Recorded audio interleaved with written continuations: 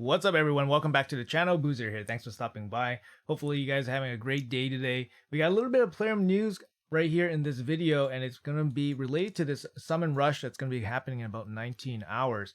Now, we are expecting some kind of progressive event to go along with this summon rush, so that's what's going to happen today. We got a little bit of news on that, so I'm going to put that on screen right now.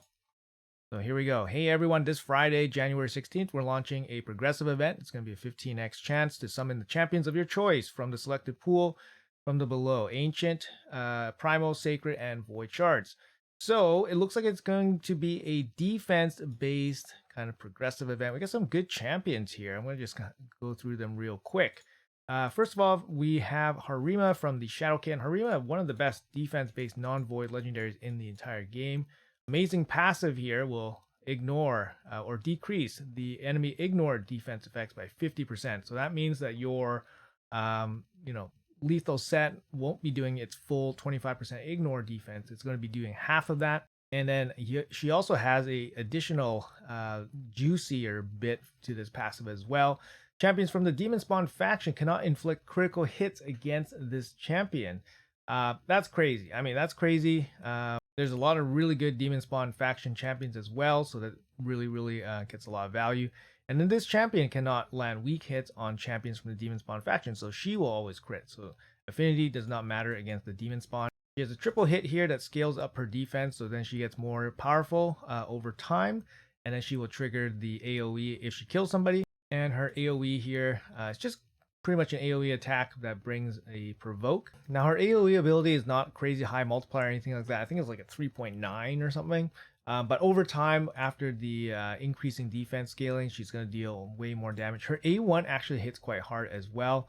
So having somebody with like Lei Mikage with Harima, so that Harima constantly uses her A1, she actually brings quite a bit of damage. Nice base defense here. That's what you want to see for a defense-based damage dealer.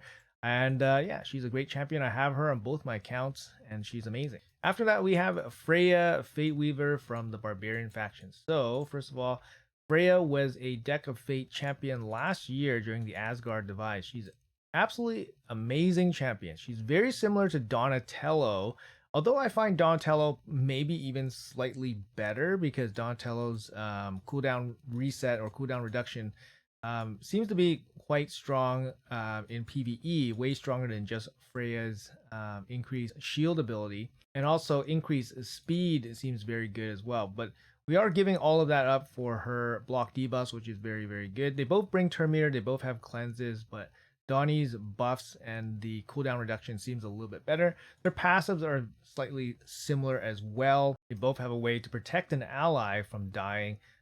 For Freya, she only protects the highest crit damage, and for Donnie protects the first champion that dies. Freya does deal more damage than Donnie, so you could build Freya with some damage. 110 base speed, so then you can build her as your fastest champion. She's the same speed as Arbiter, so she can come in with the cleanse, block debuffs, and increased turn meter. A lot of people build her super fast. I've seen people build her with super damage. Very versatile champion, very good champion in like lots of places too. And then she brings increased defense, which pairs well with somebody like Harima. So after that, we have from the Undead Hordes, we have Ultimate Death Knight. Ultimate Death Knight, one of my faves. This champion was free back in the day. But yeah, he's absolutely amazing. Super annoying champion. He's got the A1 Provoke. He's got the A2 Fear, decreased attack AoE. Bringing shields, continuous heals on the A3. Now his passives is where everything is at, right? So increases stats, so his stats go crazy for each dead ally. But his passive here, Too Awesome to Die, is the best. Craziest passive because it basically shuts down single target damage dealers, and then he soaks up damage. If you build your Ultimate Death Knight properly, he can take a lot of damage before going down. And this is super annoying as well. Whenever an enemy is healed, heals this champion with 20% of that heal. So the more heals your enemies get, the more heals he get. And yeah, it takes a long time to kill this guy if you're not ready for him. Very good champion. He's very hard to die. You can gear him out even in like a toxic set maybe, and then just let his passive heal him up. But in a toxic set, he could probably solo some content, to be honest. It just probably takes a long time. But his main role is going to be in the arena. Now, after that, we have Valkyrie, again from the Barbarian faction. Valkyrie here, obviously very strong champion still, but over the years have been pretty much power crept.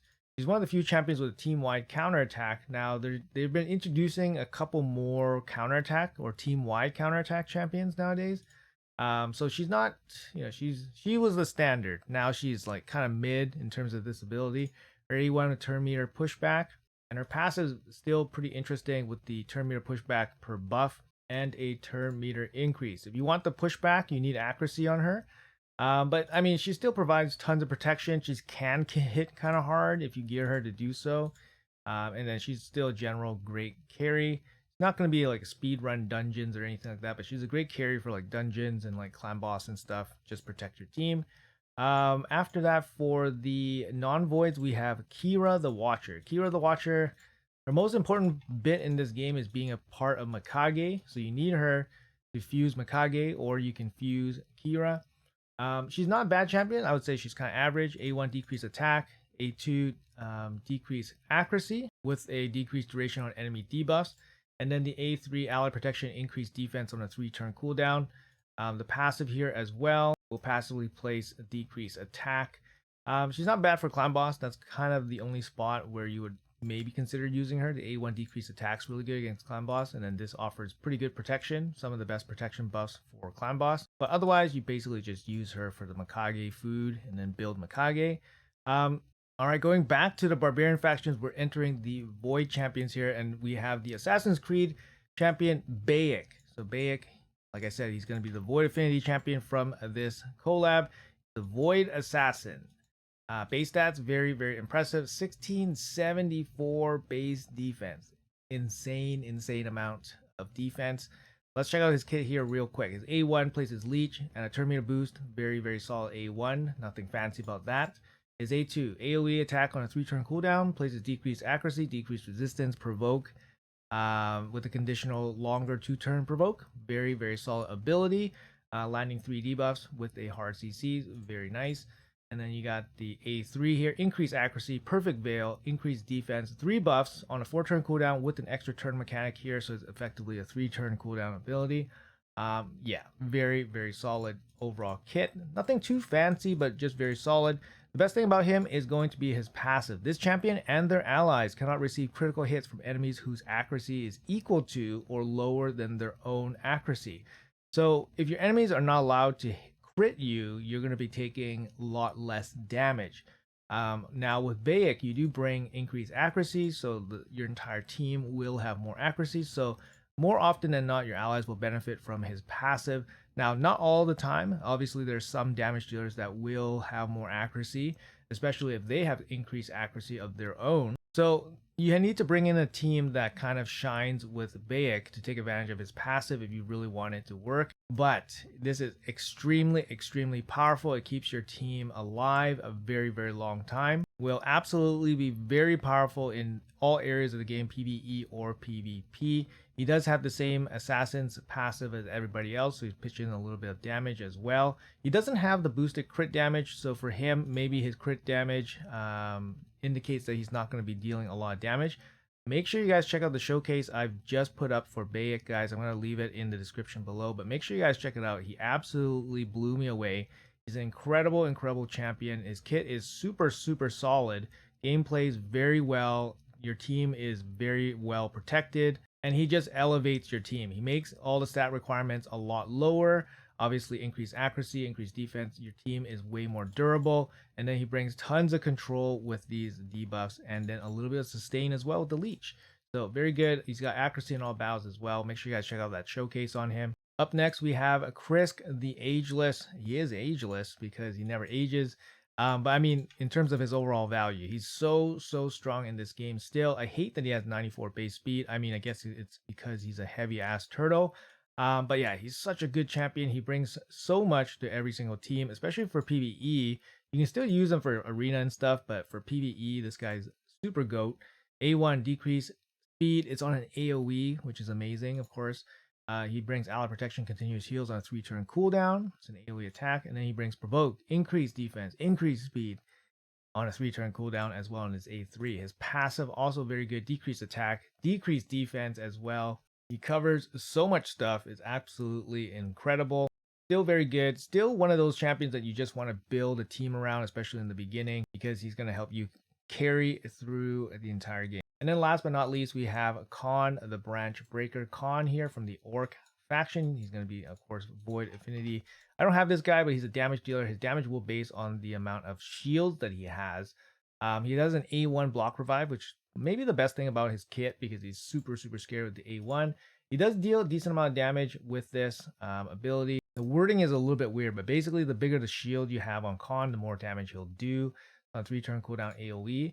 And he does provide his own shield and a little bit of support for your whole team. He does have a kind of like a slow building up passive here. He removes one random debuff from this champion at the start of the turn, so it gives him a chance to be not controllable. At the start of every 4th turn by this champion, remove all debuff from them and in place increase defense. And then he has a defense stacking ability for each debuff removed. So it's a little bit of a slower build up kind of ability just to increase his damage and defense up a little bit. He's not going to be like a premium damage dealer or anything like that, but he's not too bad for the Orc faction. And for the epics, a couple of notables here. We do have Godseeker and Neri for the epics. For the voids, there's going to be void shards flying around. Seeker is also going to be very strong if you guys are looking to build out some clan boss teams, for example. And it looks like that's going to be it. So obviously the big prize from this kind of progressive event will be Bayek. I think Bayek stands alone as the best. Obviously, Krisk is obviously going to be very good. The non-voids are going to be very good as well. A lot of them, Harima, Freya, they're all very solid in their own way. But Bayek, I think, stands alone here as the best. And he's definitely going to be the biggest draw here for this progressive event. Now, we do have this summon event going on that's going to be tied into the Cassandra Fusion. If you guys missed my prep video, I will be skipping this Summon Rush event as well. And I'll be focusing on the 3rd summoning event for the Fusion, if you guys are still going for that Fusion. So by skipping this weekend Summon Rush, I would have skipped the Champion Chase and the Summon Rush, and then I'll focus my efforts on the 3rd Summon Rush. That's basically what I mean. Now, the collab's still relatively early, right? We're still in the first month of the collab. The collab's not ending until April. So there's really no rush to rush into these progressive events. I think this is the first one for Bayek. So if you guys are not participating in the Fusion, I would definitely hold on to your shards. There's really no reason to pull this weekend for the Summon Rush. If you guys can hold on to your shards, there's going to be tons and tons of stuff to spend your shards on. Throwing them into a progressive event, which does not offer you a very significant boost, is usually going to lead to disappointment. For example, if you're fishing for the Void Lego in a progressive boost without any other boost, you're looking at about 16% chance, 17% chance if you pull a Void Legendary, which is 0.5% chance. So these events are for people with lots of Void Shards, or you could take a chance if you're very close to Mercy. And the way you track that, you have to use pen and paper or use some kind of program to keep track of your Mercy system. And then you can kind of take your, 16, 17% shot at, whatever champion you want from the Void pool. For the non-Voids, it's way worse. It's like 4.5%, 5% to get the champion, your desired champion. Actually, no, it might be slightly better because you're putting 15 into like 200, 220. So you're looking at about maybe 7% chance under 15x for non-voids. And the base rate is 0.5%. It's not great. It's not a great gamble. If you don't have to gamble this weekend, I would definitely hold on to my shards. Like I said, the collab's going on until April. There's lots of months left. Lots of opportunities to get your hands on some of these champions. There's a lot of them, so there's going to be lots of events flying around. But anyways, that's going to be it for this video. Let me know in the comments below what you guys are planning to do this weekend. Make sure you guys check out my showcase on Bayek, guys. Super fun champ, but gonna say no to him this weekend. Thanks for watching until the end. Have a great day, and I'll see you guys in the next video.